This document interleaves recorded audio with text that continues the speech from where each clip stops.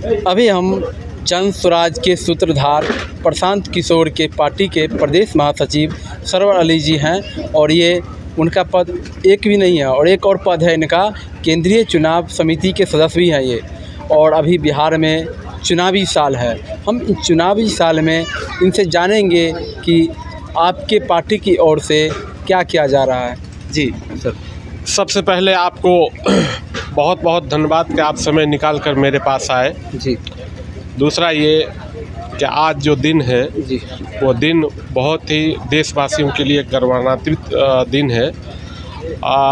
संविधान के निर्माता और समाज की समानता की बात करने वाले और अपनी कलम की ताकत से दुनिया के पन्नों पे अपना नाम रोशन करने वाले आदरणीय भीमराव अंबेडकर जी की आज जयंती है और इस अवसर पर मैं देशवासियों को ढेर सारी शुभकामनाएं देना चाहता हूं। जिस तरह आपने पूछा कि भाई ये चुनावी वर्ष है, आपने सही कहा कि नवंबर में बिहार विधानसभा का चुनाव होना है और उस चुनाव में हर पार्टी अपनी अपनी ताकत दिखाने की कोशिश कर रहा है।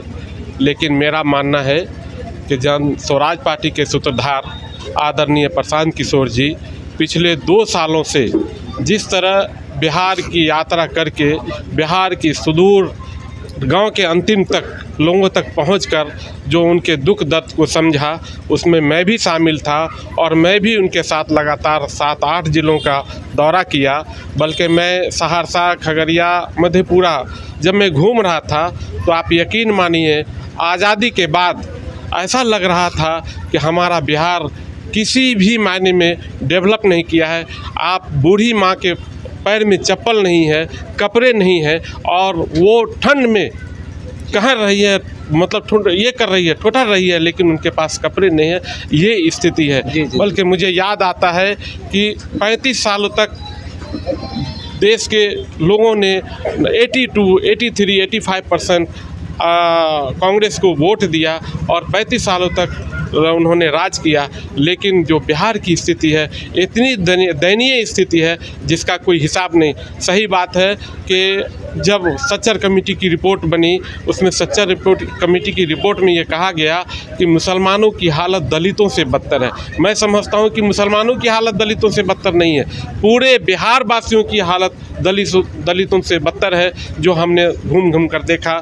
फिर हम लोगों ने एक विचार किया आदरणीय प्रशांत किशोर जी के साथ बैठकर कि हम लोग जब बिहार में पैदा लिए हैं, हम लोग जब ये हिम्मत नहीं कर सकते हैं बिहार के बदलने के लिए, हम लोग ने ये एक जज्बा नहीं दिखा सकते हैं, तो कौन करेगा। हम लोग को मिट्टी का कर्ज अदा करना है और फिर हम लोग ने 2 अक्टूबर को जन स्वराज पार्टी का निर्माण किया।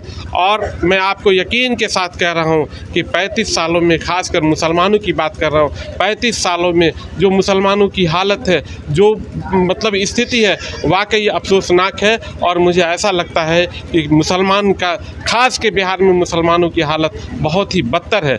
हम लोगों ने 15 साल तक, 20 साल तक दूसरी पार्टी कांग्रेस ने लेता रहा, लेकिन वोट लेता रहा, लेकिन जो हालत है मुसलमानों की, वो मैं समझता हूँ कि सियासत में कोई मुसलमान हिम्मत नहीं कर रहा है। उसी तरह से जब 15 साल जंगल राज रहा, हम लोगों ने 82%, ये SDSC की रिपोर्ट है कि 100 मुसलमान में 82 मुसलमान ने RJD को वोट किया, जबकि लालू यादव की पार्टी, यादव लोगों ने सिर्फ 62 लोगों ने दिया। लेकिन आप उठा के पूरे बिहार में मुसलमानों की हालत देखिए कि मुसलमानों की हालत RJD के राज में हो या कांग्रेस के राज में ऐसा हुआ कि अब सियासत में आने के लिए हिम्मत नहीं कर रहा है।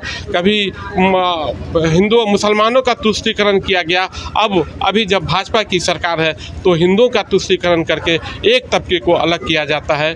मैं समझता हूं कि आज अंबेडकर जी की जयंती पे हमारे बिहार वासियों को एक मतलब ये लेना चाहिए, शपथ लेना चाहिए कि साहब, जो कुछ लोग गॉडसे के मानने वाले लोग हैं, जो गॉडसे को मानते हैं और वो देश को, प्रदेश को, बिहार को इस तरह से भाईचारा को ख़त्म करना चाहते हैं। जब आपको याद होगा कि जब कोई हमारा हिंदू भाई मरता है तो हम लोग स्मशान घाट जाते हैं, कोई मुसलमान मरता है तो हिंदू भाई कब्रगाह जाके मिट्टी का देने का काम करता है। कुछ गौडसे के लोग जो भाजपाई लोग हैं वो इस नफ़रत को फैलाने का काम कर रहा है, जो विचारधारा को ख़त्म करने का काम कर रहा है, जो एक मोहब्बत है उसकी ख़त्म करने का ये कर रहा है, काम कर रहा है। जन स्वराज पार्टी एक पार्टी आई है जो सही लोग, सही सोच और सामूहिक प्रयास को लेकर आई है और हम लोग का एक ही विज़न है कि जिस तरह प्रदेश की हालत है वो बद से बदतर है। एक बार मैं आपके माध्यम से बिहार के मुसलमानों को, बिहार के वासियों को मैं कहना चाहता हूँ कि साहब एक बार आपने वोट दिया, आपने कांग्रेस को वोट दिया, आपने जदयू को वोट दिया, आपने आरजेडी को वोट दिया, लेकिन एक बार आप लोग हिम्मत कीजिए और आप एक अच्छे सोच के लोग जो दुनिया घुमा हुआ लोग हैं, आदरणीय प्रशांत किशोर जी, आप उनकी सोच पे, उनके विचार पर वोट कीजिए। और अगर आप चाहते हैं कि बिहार का तकदीर और तस्वीर बदले तो यकीनन आप उन पे विश्वास कीजिए। हम लोग जैसे लोग भी उनके साथ जुड़े हैं। मुझे भी 15 साल 20 साल का तजुर्बा है, मुझे 15 साल पार्लियामेंट में रहने का मौका मिला है। मैंने करीब से देखा है नेताओं को, मैंने बहुत अच्छे से देखा है। ये लोग जब नेता लीडर बन के जाते हैं तो सिर्फ अपने और अपने परिवार के लिए सोचते हैं। खास के मुसलमानों से मैं आग्रह करना चाहता हूं कि मुसलमान सोचो समझो। आपने आरजेडी को भी देखा, आपने देखा कि जंगल राज में कैसे लोग नंगा नाच करते थे। अभी आप 15 साल से जनता दल की आप सरकार देखिए भाई, लालू यादव और नीतीश कुमार में एक ही फ़र्क है। लालू यादव का वो बंदूक लगा के लोग आतंकित करते थे और नीतीश कुमार की सरकार में कलम से लोग आतंकित करते हैं। तो मैं आपके माध्यम से आग्रह करना चाहता हूं कि आज इस जन्मदिन के भाई भीमराव अंबेडकर जैसे लोग जो देश को बिल्कुल एक सूत्र में बांध कर ले जाने का काम किया, संविधान बनाया, हमारे जो पुरखे जो लीडरशिप था उसमें पटेल जी थे, नेहरू जी थे या जितने भी बड़े लीडरान थे, वो देश को एक इसमें बांध के चलना चाह रहा है। देखिए अभी क्या होता है, जब से 2014 से सरकार बनी है कुछ न कुछ एक तबके को अलग रखने का काम किया जाता है। कभी 3 तलाक आ रहा है, कभी कुछ भी आ रहा है। अभी देखिए वक्फ का, भाई वक्फ को आपको छेड़ने की ज़रूरत क्या है, मुझे समझ में नहीं आया। जब आप ये जान रहे हैं कि आप एक पुरखों ने, जो हमारे पुरखे थे, जो हमारे देश के लीडर थे, जब आज़ादी हुई थी, पटेल जी, नेहरू जी, उन्होंने कमिट किया था, उन्होंने ये किया था कि साहब हम वक्फ की जो प्रॉपर्टी है वो वक्फ को ही रहेगा और उसमें हम लोग कोई छेड़छाड़ नहीं करेंगे। आपको लाना था, आपको एक तबके को कॉन्फिडेंस में लेना चाहिए, आपको उनसे विचार विमर्श करना चाहिए। आप ये चाहते हैं, आपकी नीयत ख़राब है। नीयत इसलिए ख़राब है कि आप सिर्फ और सिर्फ ये सब ला के एक हिंदुओं का तुष्टीकरण करके मुसलमानों को एक तरफ रखना चाहते हैं। ये देश को बांटने और बिखरने का काम कर रहे हैं, ये बिल्कुल गलत है। और मैं समझता हूँ कि इसी को रोकने के लिए जन स्वराज पार्टी के सूत्रधार आदरणीय प्रशांत किशोर जी और जन स्वराज पार्टी, हम लोग जैसे लोग निकले हैं और मुझे लगता है कि 2025 में इसकी कामयाबी मुझे ज़रूर मिलेगी। कितनी विधानसभा सीट पर आपकी पार्टी चुनाव लड़ रही है? मैं 243 सीटों पर चुनाव लड़ूंगा और मैं आपको दावे के साथ कह रहा हूं, आज मैं समस्तीपुर के दौरे पे हूं। हालांकि ये मेरा निजी कार्यक्रम है, ये कोई हमारा पॉलिटिकल कार्यक्रम नहीं है।